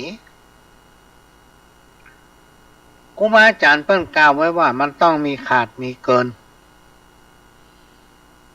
เพราะว่าต่างคนต่างก็ต้องเดินดินหรือว่าติวดินคนเราทุกคนเนี่ยพี่น้องท่านผู้ฟังบอกว่าจะอยู่ในระดับไหนก็จะต้องติวดินเหมือนกันหมดอ่ะ เดินดินอ่ะมันมีภัยเหาะเหินเดินอากาศได้นอกจากนั่งเครื่องบิน นั่งบนลูนก็เนี่ยนั่งจรวดขึ้นไปบนดาวนั่นดาวนี่ไปเหาะเหินบนดาวที่มันมีอากาศพุ่นที่มันเหาะได้มันลอยได้บนยานบนอวกาศนั้นตรงนั้นอ่ะมันมีอากาศมันถึงทำให้ลอยได้เพราะฉะนั้นพี่น้องท่านผู้ฟังทั้งหลายสิ่งที่จะมาฝากเป็นหัวใจของการอู้นะก่อนที่เราจะดูหมิ่นไผ่ผู้ใดก่อนที่เราจะดูหมิ่นดูถูกไผ่ผู้ใดจงดูตัวเก่าวันกรรมโบราณที่ว่าจะว่าไผ่นะสวมง่อนตัวเองก่อนตัวเองดีหมดหรือยังความบกพร่องของตัวเก่ามีอันอย่างพร่องที่ทำเพื่อเปิ้นคนอื่นมาไว้วางใจนะมันมีโรคพี่น้องมันต้องมีสาเหตุของมันทุกอย่างมันจะต้องมีเหตุมีผลบ่ใจเปิ้นอู้อย่างมาก็ฟังให้หมดไทยแท้ไทยจะแท้เปิ้นว่าอย่างไปก็ดีให้หมดถูกให้หมดแม่นให้หมดเชื่อให้หมดคนเราจะต้องมีการพิจารณาตนเองต้องดูตัวเองอย่าขี้ขาดที่จะขอโทษเมื่อตัวเองทำความผิดอย่าปกปิดความบดีของตัวเก่าแล้วไปอวดฉลาดอันนี้เป็นสิ่งที่คนโง่เขาเพิ่นท นะคนเง่าพี่น้องท่านผู้ฟังคนโง่เขาก็คือคนเง่าบางทีเป็นคนที่ฉลาดกรรมเจ้าบ้านเพราะว่าเป็นคนลวกแต่มันลวกเง่า ลวกเอาจนเง่าที่มันทำกันนี้เพราะคนลวกเง่าเนี่ยมันจะว่าให้กล้าเปิ้นคนอื่นมันพอตัวเก่าครูบาอาจารย์เปิ้นบอกว่าอย่าดูถูกคนอย่าดูถูกคนนะบางทีคนเฮาเนี่ยมันต้องมีพลาดพวกนั้นอาจจะทำอะไรอย่างผิดพลาดไปนะเป็นธรรมดามากับต้นบอกว่าสี่เตียนยังหู้พลาดนักปราชญ์ย่อมจะเผลอไปเป็นธรรมดาเพราะฉะนั้นพี่น้องท่านผู้ฟังทั้งหลายคนเฮาเนี่ยมันมีจิตสำนึกว่าสิ่งที่ตนเองทำด้วยความประมาทพลาดพลั้งด้วยความรู้เท่าถึงการด้วยความที่หูบ่จริงถ้าเอาสำนึกได้เปิ้นมีปุคลาธิฐานธรรมเทียบเปรียบให้ฟังรู้โอ้ขนาดว่าพราหมณ์คนหนึ่งจะไปฆ่าพระพุทธเจ้าพอไปถึงสำนึกได้ฆ่าไปได้เกิดความเคารพเลื่อมใสพระพุทธเจ้าเทศธรรมเมื่อฟังเหตุกรรมสำเร็จเป็นอรหันต์พี่น้องท่านฟังลองคิดดูนี่มันเป็นสิ่งที่ปุคลาธิฐานเป็นสิ่งที่เป็นสมมุติขึ้นมาให้เราได้มีความสำนึกรู้จักผิดรู้จักถูกเมื่อเรามีจิตสำนึกพี่น้องท่านผู้ฟังมันสามารถปรับปรุงและแก้ไขตัวเองได้แต่ถ้าเรายังมีจิตสำนึกจากการกระทำของตัวเก่าหรือว่ามาดูตัวเก่ามันก็กลายเป็นคนลวกแล้วก็เง่ามันลวกเง่า ลวกไม่ลวกเง่าครูอาจารย์ตั้งก้าวทำคำหนึ่งว่าจงให้ความสำคัญจงให้ความสำคัญกับสิ่งที่อยู่ตรงหน้าเนี่ยก่อนที่เวลาจะพากมันจากเฮาไปและจงใส่ใจคนที่อยู่ข้างกายของเฮาก่อนที่จะมามีไผอยู่ข้างเฮาเนี่ยพี่น้องท่านผู้ฟังเปิ้นเปรียบเทียบไว้ให้เฮานำมาคิด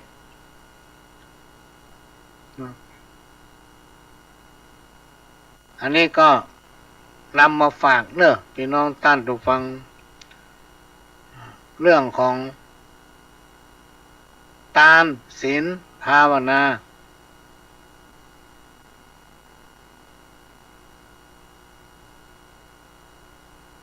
การกระทำความดีทั้งสามประการนี้จะทำให้ชีวิตของคนเฮามีความเจริญรุ่งเรืองยิ่งขึ้นไปบุญกุศลจะหนุนทำให้บุญเก่าที่สร้างไว้ในอดีตชาติปางก่อนนะที่เราได้ทำไว้จะส่งผลให้ตัวเฮาแคล้วคลาดจากอุปสรรคปัญหานาประการจักมีความเจริญรุ่งเรืองในหน้าที่การงานในสังคมและครอบครัวของตนเองสืบไปอันนี้เปิ้นกล่าวไว้แต่ถ้าคนใดพี่น้องท่านผู้ฟังจิตใจมันจะมางามเสี่ยงยังเป็นคนกดแล้วก็กดทำเนี่ย เป็นคนที่บ่ตรงแล้วก็ชอบว่าตัวเองนั้นตรงโน่มีความสำนึกทำบ่ถูกก็ว่าถูกโอ โอ้บ่ถูกก็ว่าถูก กำลังไผเอาความจริงไปโอ้มันฟังมันซ้ำบ่ชอบชอบเพราะเปิ้นยกย่องตนเองทั้งที่ตนเองเนี่ยเลวไหลที่สุดคนประเภทเนี้ยพี่น้องท่านผู้ฟังมันหาความเจริญรุ่งเรืองยากบ่มีความเจริญนะเมื่อตายไปหมู่ยมบาลจะห้องไปวัดหัวทิ้งอย่ามาเหงาคนนี้เกิดไปเป็นคนคือแทนที่ทำความดีในช่วงที่มีอายุใครเป็นคนนี่มาสร้างสรรค์ทำผิดแล้วมันยอมรับผิดเนี่ยพี่น้องท่านผู้ฟังโดน วัดหัวอย่างเดียวขณะนี้พี่น้องท่านผู้ฟังก็กำลังรับฟังสาระสัพพะจากทางสถานีวิทยุกระจายเสียงพระพุทธศาสนาแห่งชาติและสังคมเคลื่อนเพื่อการศึกษาพระพุทธศาสนาและวัฒนธรรม FM 104.50 เมกะเฮิรตซ์วัดฝ่ายหินสถานีวิทยุของวัดฝ่ายหินนั้นเป็นแม่ข่ายลักที่นำเอาสาระสัพพะร้อยอันปันเรื่องจากสถานีวิทยุในส่วนต่างๆเพราะว่าจะเป็นกลางภาคหลายๆภาคลิงก์มาแล้วก็เอามาเผยแพร่เพื่อพี่น้องท่านผู้ฟังได้รับฟังกันถึงบ้านถึงจองเป็นแม่ข่ายลักพี่น้องท่านผู้ฟังในภาคเหนือและก็เป็นสถานีของพี่น้องคนฟังทุกท่านเป็นเจ้าของที่เราจะต้องได้ช่วยกันทนุบำรุงแล้วเราก็ได้อยู่กันไปมันพี่น้องท่านผู้ฟังเป็นเวลา2 ชั่วโมงตั้งแต่บ่ายโมงถึงบ่าย3แล้วก็5 โมงถึง6 โมงแมลง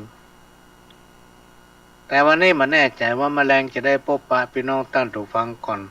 ก็เดี๋ยวต้องดูเวลากรรมก็จะพยายามถ้ามีอย่างที่มีความจำเป็นจะต้องทำต้องงดก็ให้มาพบปะเป็นเวลา1 ชั่วโมง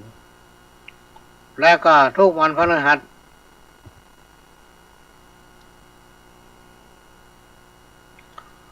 ตั้งแต่เวลา3 ทุ่มถึง4 ทุ่มก็จะได้พบปะกันทางสถานีวิทยุแห่งนี้มาเปลี่ยนบรรยากาศเป็นกู้เป็นเกมพี่น้องท่านผู้ฟังที่นอนบ่หลับ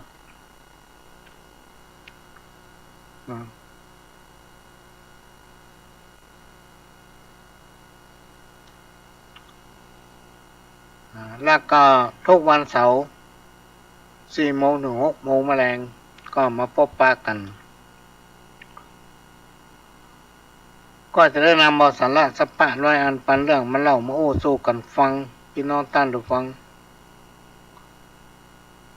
กรรมที่เป็นสาระเวลาครูบาอาจารย์เพิ่นไปว่าไปเทศไปอู้ที่ไหนเพิ่นมักจะชอบว่า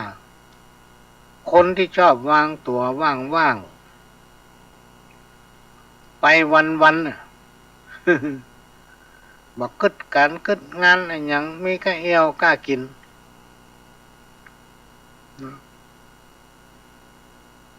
คนแบบเนี้ยทำเพื่อตัวเองหมดค่าไร้ค่าของความเป็นคนอันนี้มันเป็นอุทาหรณ์สอนใจมันเป็นปุกลาธิฐานพี่น้องท่านฟังที่สอนคนทางอ้อมมีเงินทองอู้อันหยังไผก็เชื่อหากขาดเนื้อขาดอำนาจวาสนาก็จักติดขัดคับข้องใจไร้ราคาอู้จาอันหยังไปคนฟังบ่ได้นะอันกะ คุณสมบัติของคนดีพี่น้องท่านผู้ฟังจะต้องมีความกตัญญูรู้จักบุญคุณ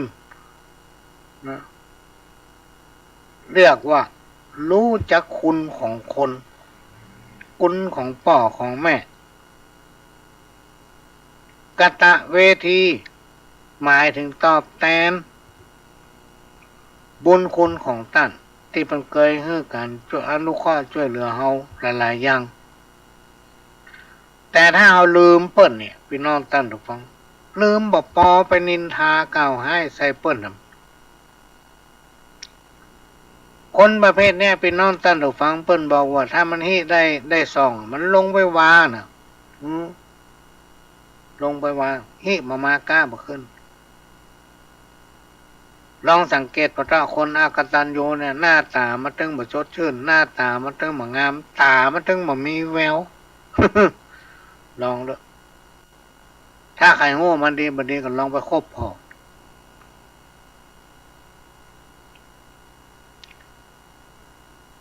่อและแม่เป็นเทวดาคนแรกของลูกพ่อและแม่เป็นครูคนแรกของลูกพ่อและแม่เป็นพระพรหมของลูกพ่อและแม่ทำหน้าที่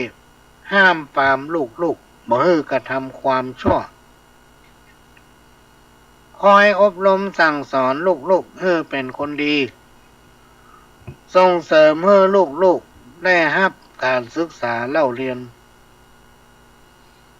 พ่อและแม่เป็นธุระให้ลูกทุกอย่างมอบให้แม้กระทั่งชีวิตให้ลูก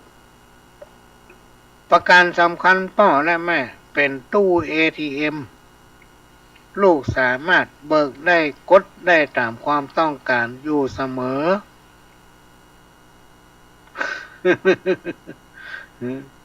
อันเนี้ยมันเป็นความจริงนะพี่น้องท่านฟังที่กล่าวมาเนี่ยจะมาโอ้ถึงความทุกข์ของผู้เป็นพ่อและแม่มันมีอยู่3ประการ1ทุกข์เพราะบ่สามารถมีลูกได้นะถ้าได้ลูกแต่มันมี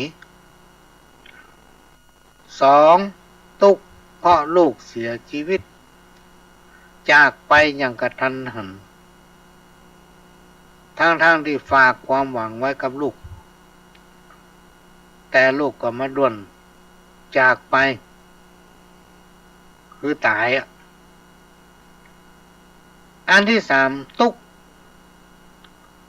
เพราะลูกตัวเก่าเป็นคนบดีลูกตัวเก่าเป็นคนบดีย่างได้มากระตึงบดีนะพูดถึงว่าความบดีเนี่ยมันมีนะสัปปะแหละพี่น้องท่านดูฟัง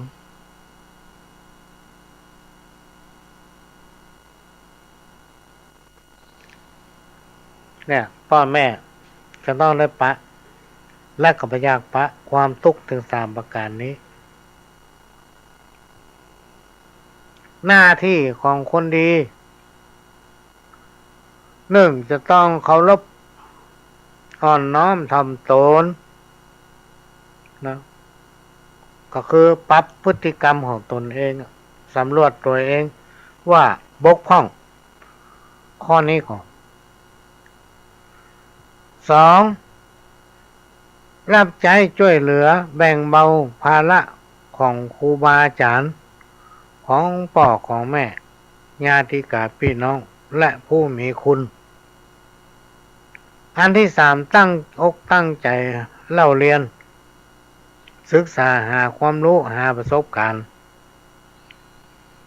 ข้อที่4แสดงความกตัญญูกตเวทิตาคุณต่อผู้มีคุณข้อที่5ศึกษาความรู้จากท่านด้วยความเคารพ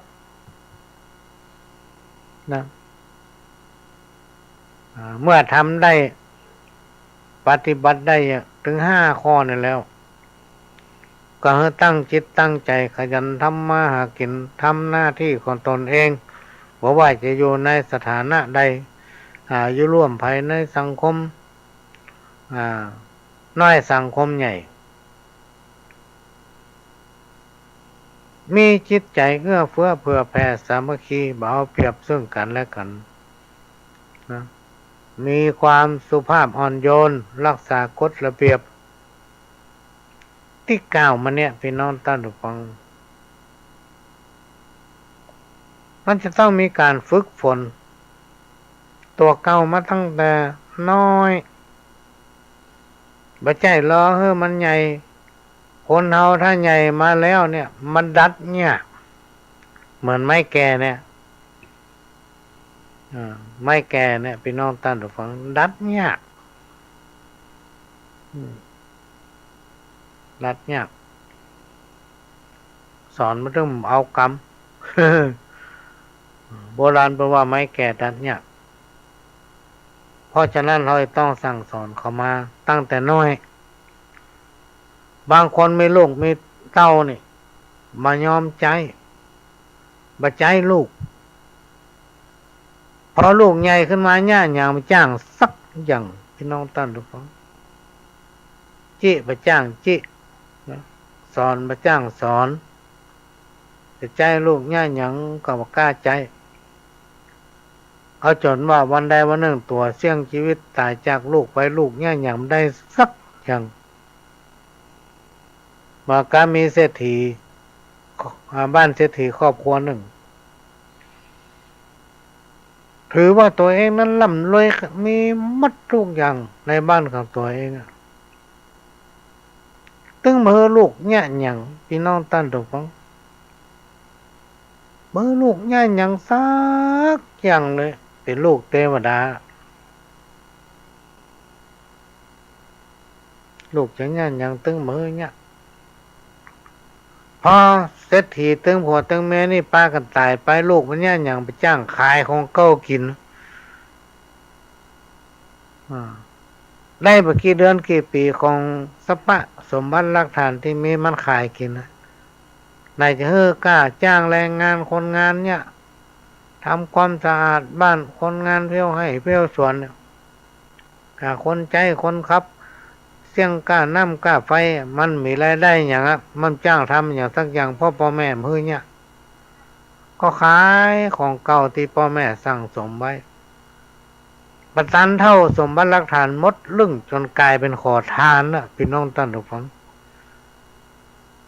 พ่อเขาไปสั่งสอนลูกมาตั้งแต่น้อยเป็นนิสัยเพราะฉะนั้นเราต้องเขามั่นขยันตั้งแต่น้อยต้องใจทำนั้นทำนี้ตั้งแต่น้อยเมื่อเขาตายจากเขาไปแล้วเขาจะได้ทำได้เขาจะได้เนี่ยเป็นเขาจะได้เนี่ยจ้าง อันเนี้ยก็เป็นเรื่องที่นำมาอู้หูฟังเนอะพี่น้องท่านผู้ฟังจะได้มาสอนนะเอามาอู้หูฟังเราจะขอพักสักกำก็จะเปิดซอให้ฟังเนอะพี่น้องท่านผู้ฟังฟังซอประวัติซอประวัติของมหาเถระประวัติครูบาเจ้าโสภาวัดฝ่ายหินตามคำขอเนอะพี่น้องท่านผู้ฟังขอมาติ๊กๆ เจอแล้วฟังครับเดี๋ยวก็มาปะกำรอบนึง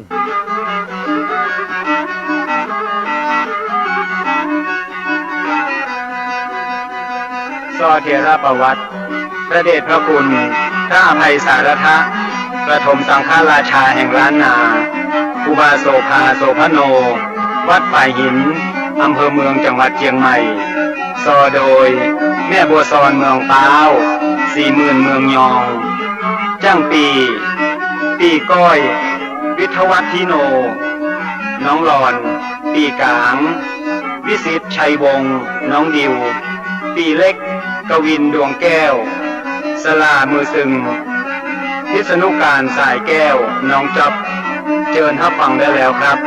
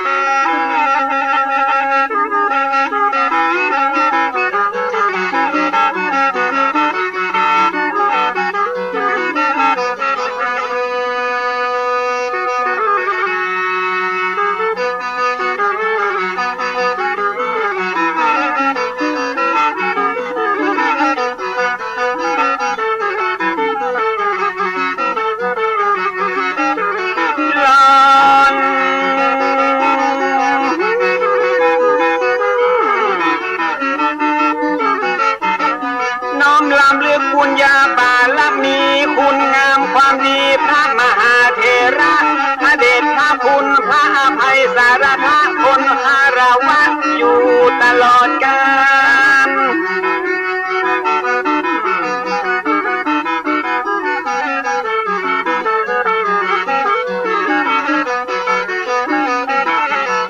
เจ้าให้กราบครูบาตนผู้ยิ่งใหญ่และอยู่ในใจของเราสังฆะครูบาโสภาพระอภัยสารทะน้อมการวะคุณงามความดีถึงแม้ท่านจะมรณภาพไปเมินขนาด179 ปีเป็นดวงดาวที่แผ่วพราวสีงดงามบ่มีวันล่นจากฟ้า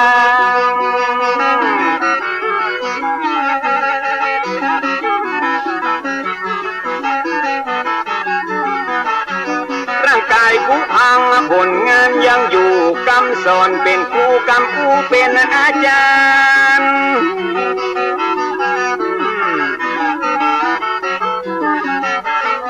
ไปนะชีวิตคนเฮามนุษย์บ่ได้สิ้นสุดก็เพียงแค่ความตายเพราะว่าความดีมันบ่สูญสลายไปกับร่างกายยิ่งใจเฮานั้นยิ่งเมินก็ยิ่งทวีคุณงามความดียืนยงคงมันเหมือนท่านครูบาผู้อดทนอดกลั้นต่อสู้ฝ่าฟันท่านแม้ได้ต่อสู้เพื่อเราสังฆะเสียสละเพื่อพระศาสนาปัดเป่าปกป้องเมื่อมีภัยมาประมุขสังฆาล้านนาก่อนทีขอน้อมสะดุดีสิทธมุนีผู้มีบทบาทนี้และน้อสาธุน้อม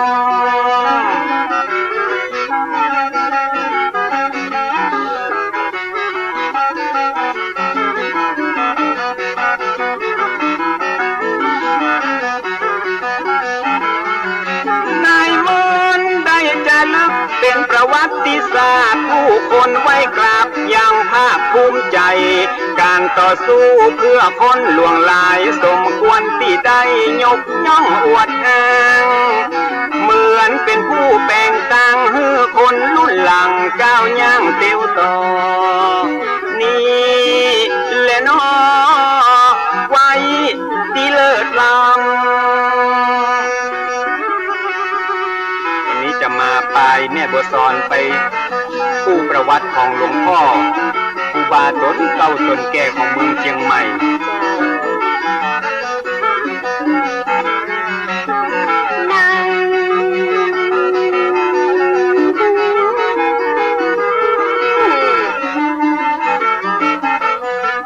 ประวัติศาสตร์ล้านนาจารึกอ่านแล้วหูสึกและภูมิใจอย่างยิ่งต้นไม้จะห้อมว่ามีการมีกิ่งญาติเชื่อกะที่ไม่ยอมวิ่งหนีสื่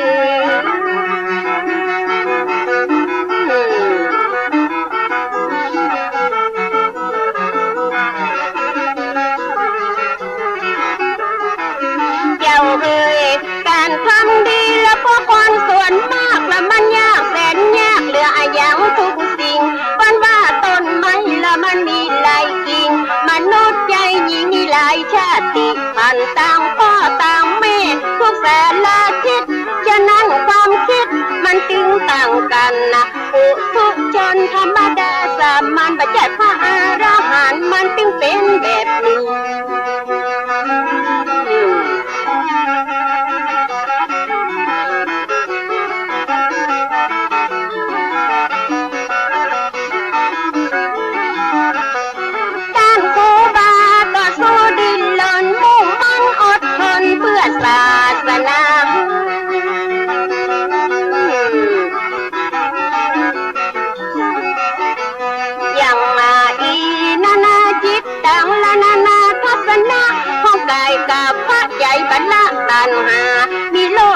หลงอยู่ตลอดเวลาย่อมจะนำพาเราไปสู่ความขัดแย้งบอกว่าไปนอกบอกว่าไปใน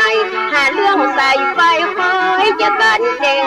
ต้นว่ามาแล้วมันหันตรงเฮงปล่อยมันเห่าสุดวันสุดคืนเหมือนพาพุทธกาเป็นกำลังผู้บ้านแล้วก็พร้อมเอามาโตเป็นเพ่นปืนตุเจ้าสั่งทานแล้วถ้าบ่มียุดยืน และศรัทธาแตกตื่นแยกกันกาบไฟตัดบัวยังเหลือเยื่อใยทิศต่างไปเตะใหญ่ใจเตะนี่เลยน้องยายเลยน้อง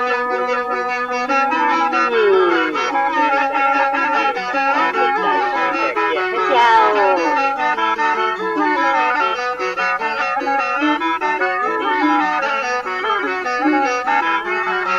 นายมนต์ครูบามีจุดยืนและว่าสิทธาคตยอมบักโคตและบอกว่าคือไผ่มันขึ้นอยู่กับความเชื่อและจิตใจไผ่จะเลื่อมใสฝ่ายใดก็ได้ขอคือได้กินคนไทยมีรัตนะไตนั้นเป็นดีปึงนี่เลยน้องไว้เลยน้อง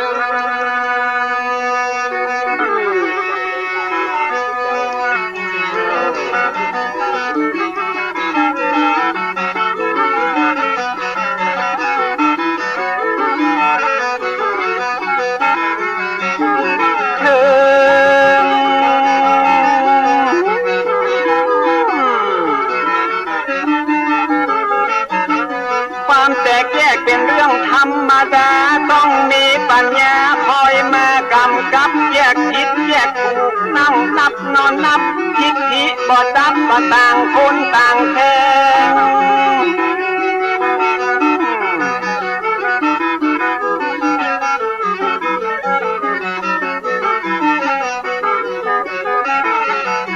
แจ่มแจ้งความขัดแย้งเกิดได้ทุกเวลาต้องมีปัญญาเป็นตัวกำกับต่างฝ่ายต่างถอยตั้งนึกนอนนับต้องยอมรับพร้อมฮืออาภัยครูบาได้ทำไว้เป็นแบบอย่างครูบาได้สร้างเพื่อพระสงฆ์ทั้งหลายได้ชี้แจงคือคนเข้าใจได้อธิบายคือคนได้หูครูบาหลวงปู่ได้ชี้แจงเนาะ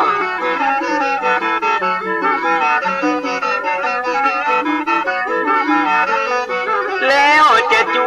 วนปะนมมือสร้าง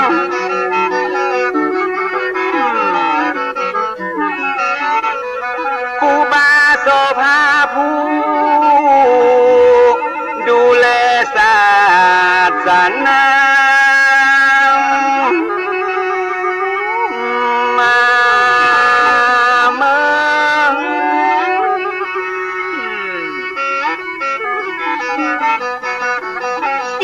จะขอยกมือยอก่อนที่จะสร้างขอนมัสการขออนุญาตจากดวงวิญญาณก่อนจะเอาผลงานและประวัติมามาเผยแผ่แก่สาธารณชนซึ่งมีอยู่หลายคนที่ยังบ่ฮู้หลายคนอยู่ที่บ่ฮู้เนาะคนที่ฮู้แล้วก็ฟังเพิ่มยังมีหลายคนนะที่ยังบ่ฮู้ยังมีหลายผู้ก็ที่ยังสงสัย40,000บัวซ้อนมาขอถวายมาซอขยายคือพระสงฆ์องค์เจ้าตลอดจนถึงศรัทธาญาติโยมบ่ใจกำลมที่จะอมมาเล่าเป็นเรื่องจริงตั้งแต่ปลายฮอดเก้ามาฮือหมู่เฮาได้อย่าฟังจะได้บ่ฮู้เนาะ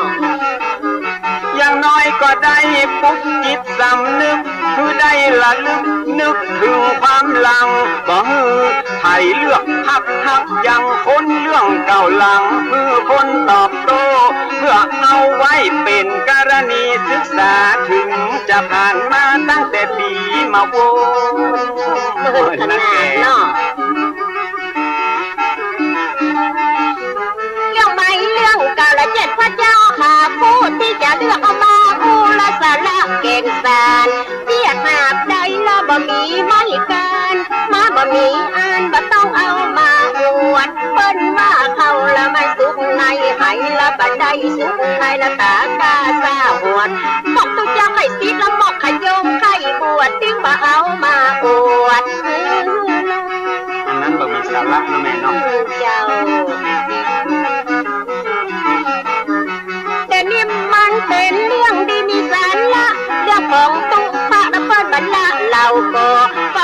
ของบ้านแล้วก็มีพี่น้องเอาเล่เอามาสอนคือพี่น้องยาวบ้านปารุมสังฆนายกะสุภาประวัติมีมาแต่เดิมก่อนนั้น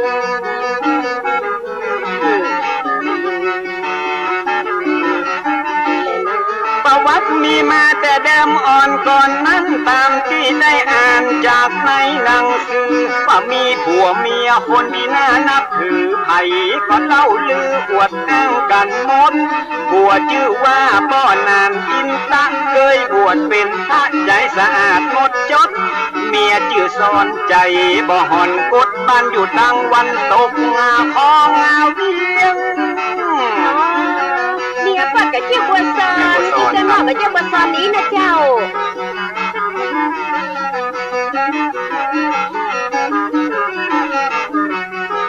สมัยนั้นยังเป็นดงป่าไม้สักต้นใหญ่ก็ต้นยางต้นเฮียงอยู่แดงแพงแงะและต้นตะเคียงเก็บเป้าสูงเปียงเอียงอิงต้นห้าขมอบข้าเจ้าเงานิ้วกิ่วกลมปลายปัดเจยลมสูงกึ่งกลางฟ้าจีนและนะป้านามีเมียหนุ่มละป้ามานาอุ้มตั้งละวันเดียวฟ้าห้องละมืดฟ้าบดฝุ่นผู้ซักหัวไฟคอยตามป่าดงที่ควายไหวลงแล้วเข้าเล่งเข้าบ้านเป็นที่หน้าแปลกประหลาดหัวใจตากระสงสัยว่าเป็นอย่างอัน10 ปี20 ปีและที่ผ่านมานั้นเหตุการณ์อย่างอันบอกเคยมีเกิดเหตุการณ์อัศจรรย์แม่ก็เจ็บต้องและจะเกิดลูกลักที่ได้ฟูมฟักและนานนับเกือบปีถ้าพันอังการละเดือนเป็ดปอดีละขึ้นหนึ่งน้ำปี4มาลงเม่นมันพศ2374นั้นนาแม่ซ่อนเกิดถูกมาพร้อมเหตุการณ์นั้น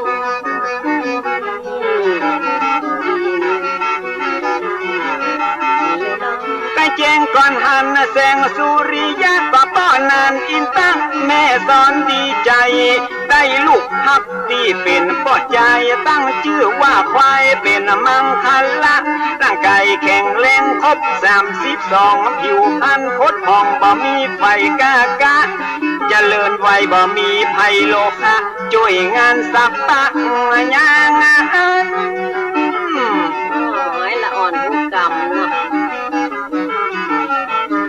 เต้นตีนเต้นมือบอกว่าถือว่าติ้วถึงตัวน้อยนิ้วกำแผ่ซิวแผ่วควานหับน้ำโบหนัวว่าเทือนเตือนจานห้องใจเนี่ยการมาพื้นตันมาวันได้บ่ได้บังคับบ่ได้วอนขอบ่ต้องได้รอคือพ่อแม่ห้องใจจีนเลยน้องเด็กชายควายละอยู่กับพ่อแม่กว่าเฝ้าดูแลละสุขสันต์หันษามีวันหนึ่งละตามเจ้าปูบาได้เมตตาละมาบินทับบาทละมาหันใส่ตัวละอันเด็กชายควายแกก้าวว่องไวและมีเบลฉลาดผู้บามันวิชัยจะขออาโดยญาติกับพ่อนานอินตะทันที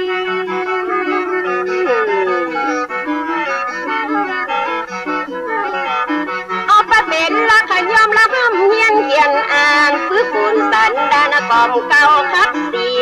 คือได้เป็นละคนเก่งคนดีที่วัดไฟหินใจนิ่มเตียงมันอยู่กับคนใบเหมือนผ้าไม้ตัดตาพอยู่กับคนมีปัญญาจะมีวิชาหลายล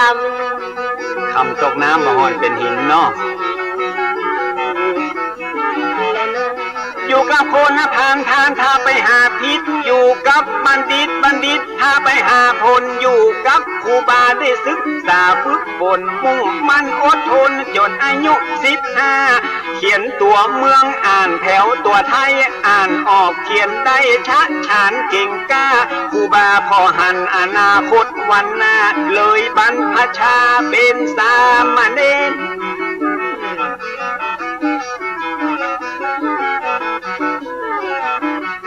สู่ร่มเงาผ้ากาสาวพัดท่องมนต์ทำวัดเคร่งครัดตามเกณฑ์พยัญชนะ สละวักเวนแม่นตัดชัดเจนเป็นที่อวดอ้างอักขระวิธีบาลีนักธรรมเก่งแคมชำนาญบ่ผิดพลาดพลังเก่งขนาดเนาะจีมมาบ้านแล้วพ่อชาเราไปสิตะทองครอบเคียงหูจนหมดยกของหลากหลายภาษาบาลีวิธีมูลและกระจายธรรมะวินัยกันและพระไตรปิฎกสามารถรอบรู้อักษรศาสตร์ภาษาทศศาสตร์นานาก็บาขาดประตูท่านได้ศึกษาเป็นมหามรดกตกทอดสืบคืนนับเมื่อนมา179 ปีมาถึงบัดเดียวเนาะยังมาสูญหายแต่เมื่ออายุ22 ปีครบกำหนดก็ได้อุปสมบทตามความเมตตาของอาจารย์ต้านเจ้าครูบายิ่งเพิ่มศรัทธานักหนาปาปานะพระมหาเถระสวามีนั่นนาเป็นพระอุปชาติวัดป่าเด้งแห่งนั้น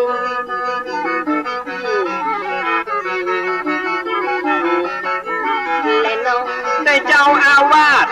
วัดป่าแพ่งเมตตามาเป็นกรรมวาจาจารย์วัดไฟหินเป็นอนุสาวนาจารย์ได้ฉายางามว่าโสภาภิกขุได้ศึกษากะเฮียนต่อเพิ่มเติมจากของเก่าเดิมมาจากเนนฮอดตุเฮียนแตกหานสำเร็จล่วงลุกเป็นที่น่าสาธุหัวยินนาดี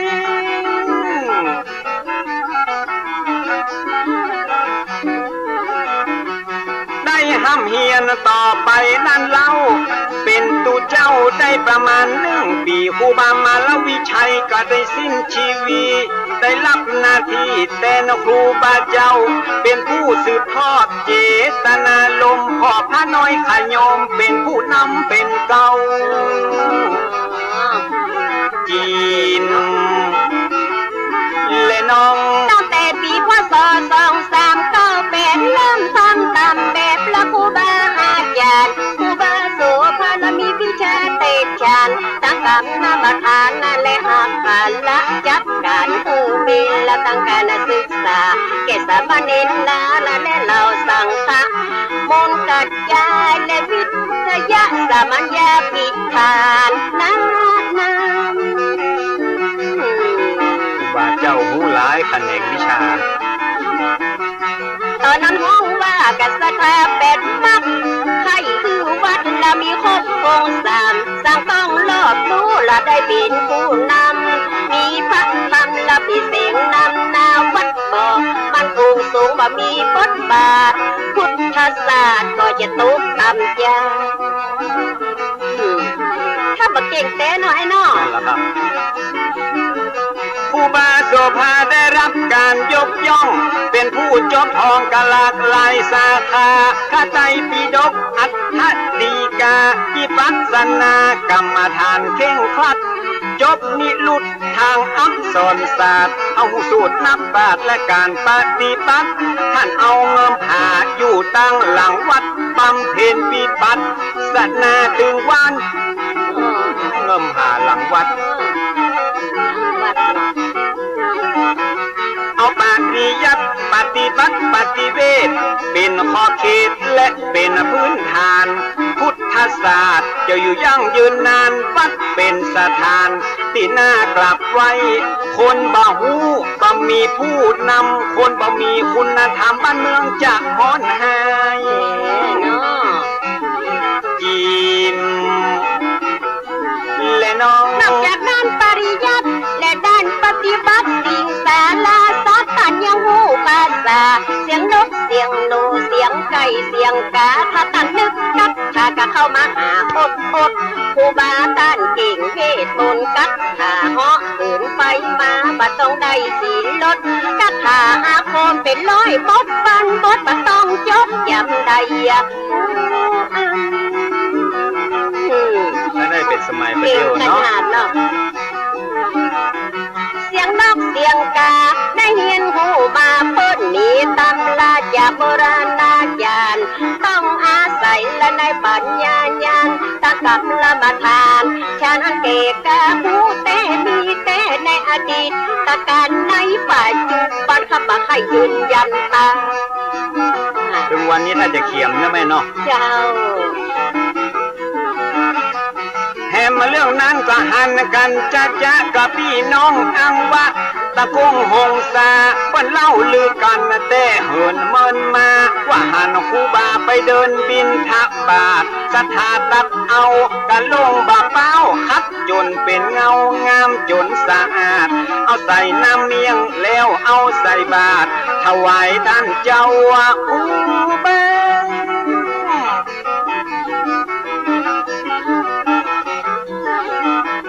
ห้องใครพิสูจน์เอากระลงเกิงนั้นแล้วก็เดินทางมาซ้อถามหามาปะกระลงบาเป้านั่นนาที่ต้านครูบาไฟหินดังอันเจ้าว่าครูบาเพราะเหินเดินอากาศไปบินทบาทที่อังวะคุณนั้นจิมและน้องโฮ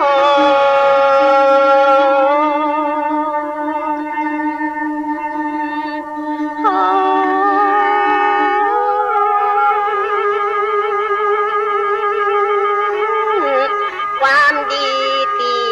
ทำไว้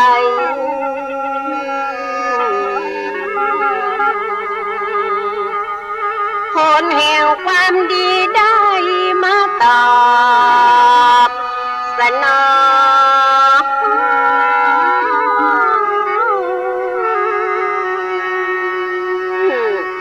แต่ครูบาโสภาผู้สร้างควา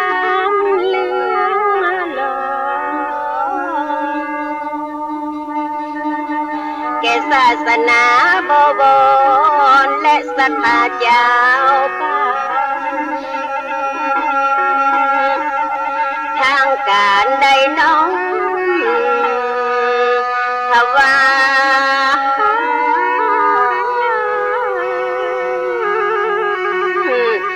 ตำแหน่งสังฆนายกาดังอันปกครองดูแลพระสงฆ์นั้นทั่วภูเก็ต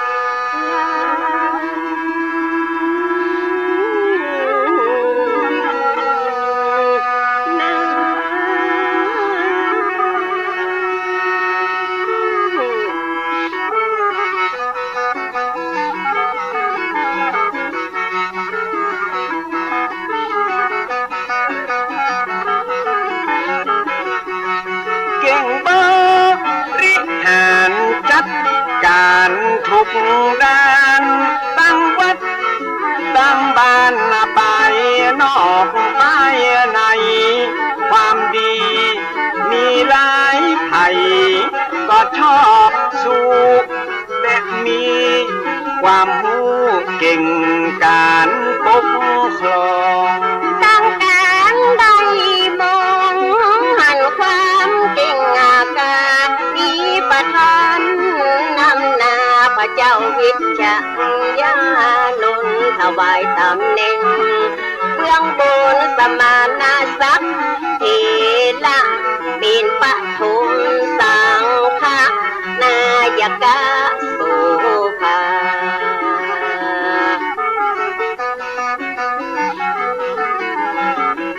ถวายมุทิตายินดีจัดขึ้นหมู่คนคึกคืนอนุโมทนาที่ดอยสุเทพวัดวาอารามควงแก้วฉลองเป็นน้ำแล้ว2438พอดี มาสาก็มีบอกไว้ดีเจงฉลองตำแหน่งหลังได้สังฆราชาเลยอาราธฐานามาอยู่ไกลไกลเหนือเวียงเชียงใหม่นั่นคือวัดเจียงยืน พศวันคืน2439เพื่อการพอเฝ้าและพัฒนาดูแลศาสตร์ศาสนาสังฆาญ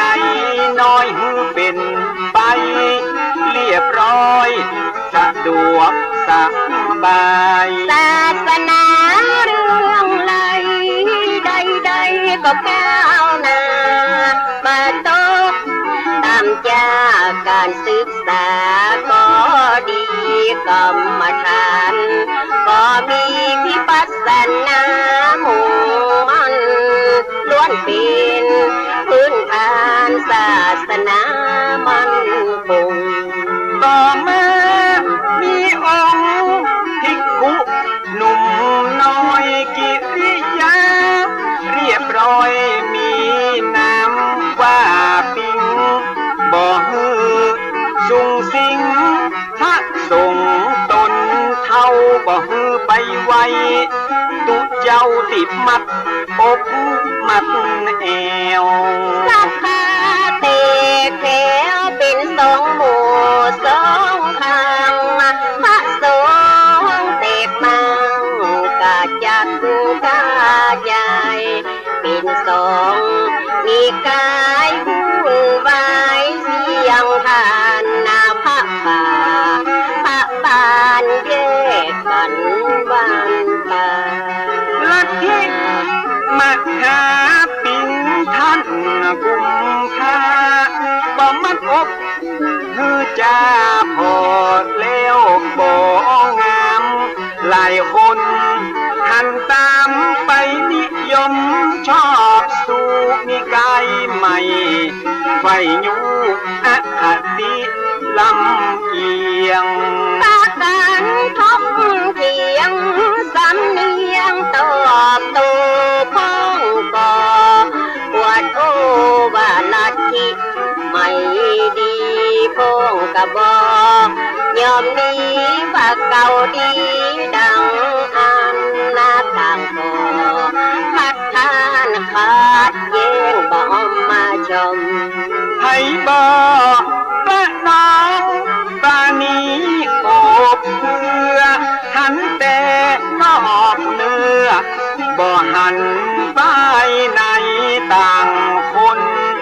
ต่างใจว่ากันบ่ได้ประชาธิปไตยต่างมีสิทธิเสรีอยู่มาหลายปีเห็นจีเจ้าบ้านคุมผู้อยู่ข้างผ่านมาหาปิงล่องใต้จากเบี่ยงพิงไปพอตำแหน่งไว้ท่าท่านมหาปิงได้เป็นเจ้าคุณนาทีที่สามละคุณเป็นตำแหน่งใหม่มาเจ้านายล้านนาหลายผู้หลายคนต่างกอดน้อมตนเป็นสิทธิ์ชิดไกลเอามาหาปิงย้ายมาเจียงมันอารามและได้จักนำนิกายไม่เข้ามาละของเก่าแต่ก่อนเดิมมาส่วนตานอุบาโสภาก็ต่อต้านนะบางอย่างทำนั้นมันบ่เหมาะบ่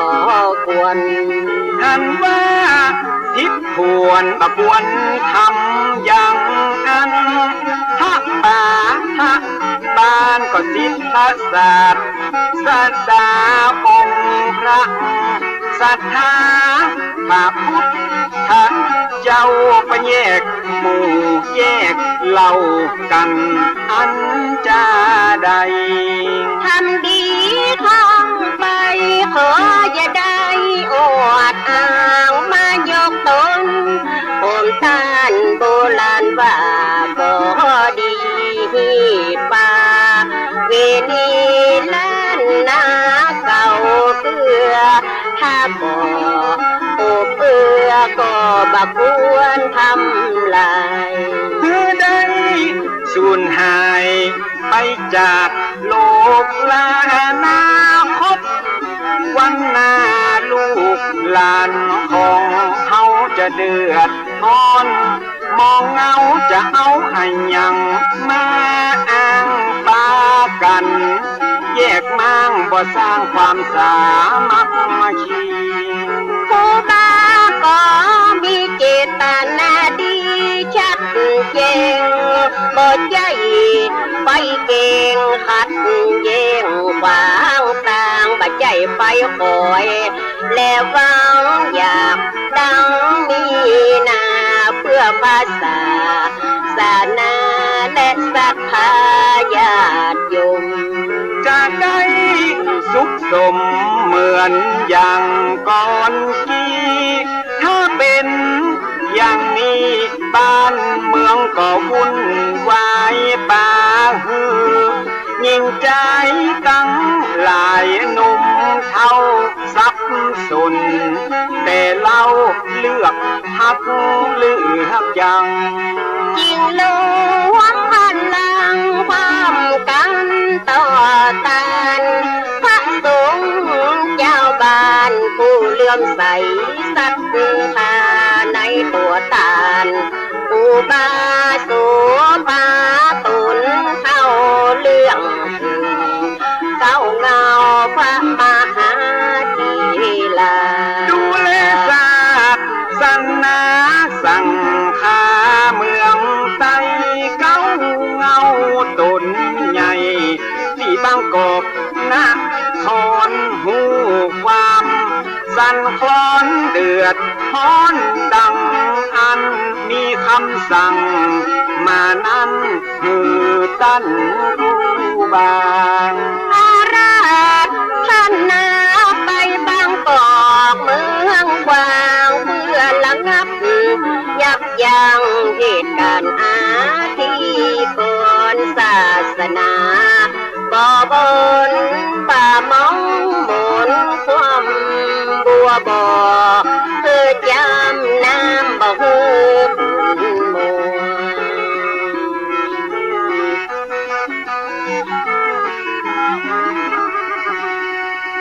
ลายลายตุเจ้าพระนายใหญ่น้อยปากันเศร้าซอยมาส่งครูบาด้วยน้ำมาตา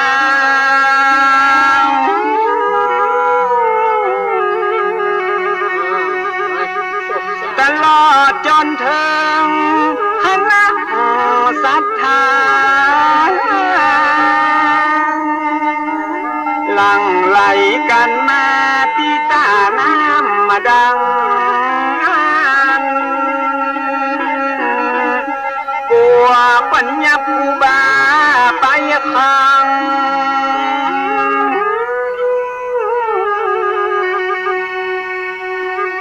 ที่เวียงวัง